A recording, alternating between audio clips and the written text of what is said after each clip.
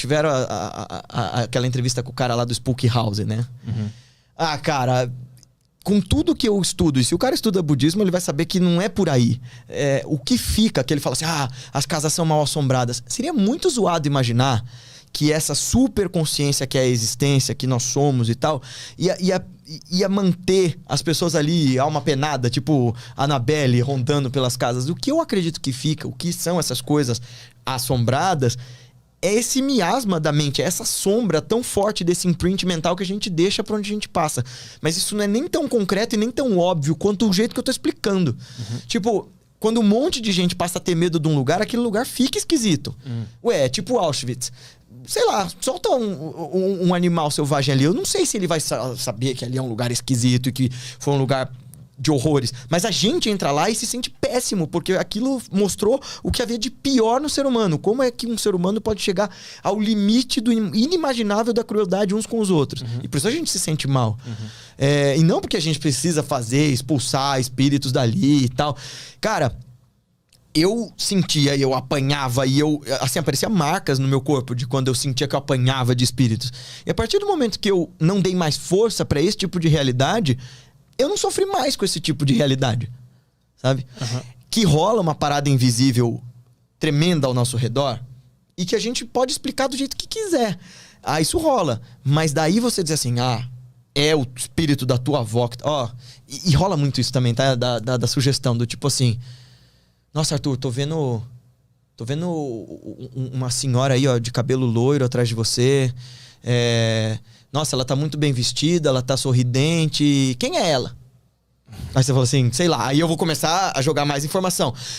Aí chega uma hora que eu pego um detalhe. Aí você diz assim, porra, parece a minha avó. E como a gente tem preguiça de pensar, porque o nosso cérebro, para sobreviver, ele foi programado pela natureza para economizar de energia, a gente adora viés de confirmação. Se um cisco de informação parece verdadeiro, a gente se agarra naquele cisco e todo o resto tô vendo uma moça loira, bem vestida, não sei o quê. Você fala assim, ué, quem que você tá vendo? A loira do Tchan? Porque eu não tenho ninguém loiro na minha família, sabe? Tipo, isso tudo eu descarto, eu vou pegar naquele negócio. Aí você fala assim, sei lá, o nome da sua avó é Maria. Aí eu falo, ela tá dizendo que o nome dela é Maria. Aí você, puta merda, ele tá vendo minha avó, entendeu? Entendi. Depois, conta da tua avó, aproveita. Então, porque é isso que eu falo. Eu não sei se o que rolou com ela foi literal, mas pra mim fez muito bem. Foi o seguinte, eu fui criado pela minha avó foi a primeira pessoa que foi pro espiritismo na minha família. Ela foi uma pessoa muito da hora, que fazia muito bem pra galera, assim, de tipo caridade e tal. Mas ela era bitolada no espiritismo. E aí ela teve câncer 2 vezes, foi muito difícil. E nesse período meio que eu também ficava meio nessa coisa de ajudar a família a segurar essa onda e ajudar ela a segurar a onda, porque mesmo eu mudando muito a perspectiva das coisas, quando eu desfiz o meu centro espiritualista e transformei no Instituto de Autoconhecimento e tal, pra ela eu ainda era o menino médium, que talvez tivesse algum poder que pudesse curá-la, sabe? E isso era foda, né, na época. E aí, em 2017, ela foi ficando mal e eu ia fazendo as minhas práticas pra desapegar, sabe? Do tipo, todo mundo é impermanente e a tua avó também, e ela vai embora. Ainda que vai ser muito mais cedo do que você imaginava, treina pra isso. E ela tava muito mal no final. E eu tive um papo com ela no hospital, quando ela já tava na clínica de cuidados paliativos. Foi muito feio, sabe? Ela lutou. Quem teve já parente com câncer a nível terminal sabe que é muito zoado, assim. A pessoa deteriora, assim. E eu virei pra ela e tive aquela conversa, sabe? Do tipo, eu virei e falei, escuta, você lutou muito bem até aqui e você é o grande exemplo pra todos nós. A gente te ama demais, mas tá na hora de você ir. Eu acho que você pode dizer que já chega de lutar. Você ensinou pra todos nós sobre espiritualidade. E eu acho que tá na hora de você seguir em frente. E confia em tudo que você sempre acreditou. Imagina, foi foda ter essa conversa. E aí foi o seguinte, esse foi um ano maluco que eu viajei pra dar aula de meditação, palestra em tudo quanto é universidade do Brasil.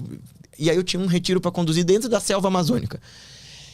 E olha como essas coisas invisíveis acontecem. Eu peguei o avião, eu fui na clínica, tive essa conversa com ela. E aí minha mãe e minhas tias disseram, vai pra tua viagem, você tem teu dever a cumprir, vai lá. Eu entrei no avião e, cara, foi uma das viagens mais bizarras. Eu passei mal a viagem inteira, eu não dormia, eu me tremilicava inteiro. Era uma sensação muito estranha, de alguma coisa descolando, assim. E quando eu cheguei, eu meio que... Como a gente tinha que esperar o resto do grupo chegar, porque a gente ia realmente pra selva, eu apaguei no banco do aeroporto. E aí, a hora que eu apaguei, as pessoas que estavam comigo, a Paty, que tá aí fora, a Aldelise, que dirige esse centro agora, Instituto de Meditação comigo, elas receberam a mensagem: olha, segura as coisas aí com o Guilherme, porque a avó dele acabou de ir embora. Beleza. Ela morreu, eu tinha que dar palestra na universidade, eu tinha que dar retiro, tinha que fazer um monte de coisa, e eu segurei a onda. Minha avó é minha madrinha, minha mãe e tal, minha segunda mãe. Eu fiz tudo o que eu tinha que fazer, mas, né, arrebentado, e eu comecei a sonhar com ela. De novo, e de novo, e de novo. Eu nunca busquei isso, eu não tentei ir até onde ela estava, não tentei invocá-la, não tentei psicografá-la, porque já rolou antes de eu psicografar coisas quando eu estava no espiritismo. Eu não tentei fazer nada disso.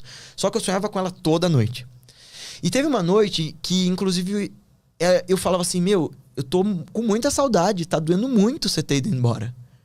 Aí ela falava assim: não fala nada disso pra mim, porque já tá muito difícil isso aqui. Aí eu pensei: essa bronca deve ter sido ela mesmo.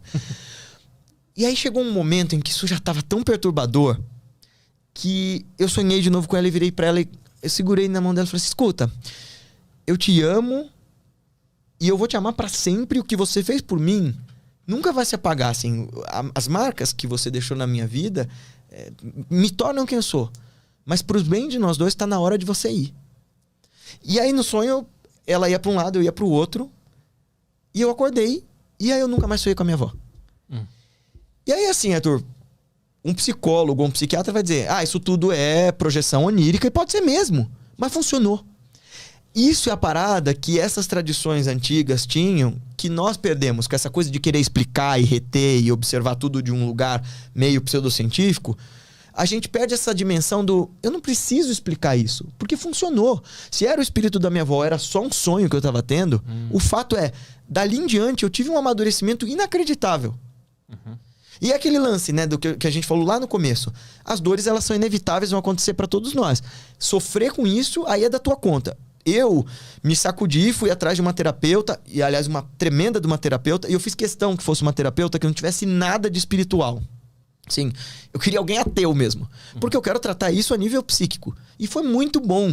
Foi a partir dessa terapia que eu comecei a me resolver muito melhor.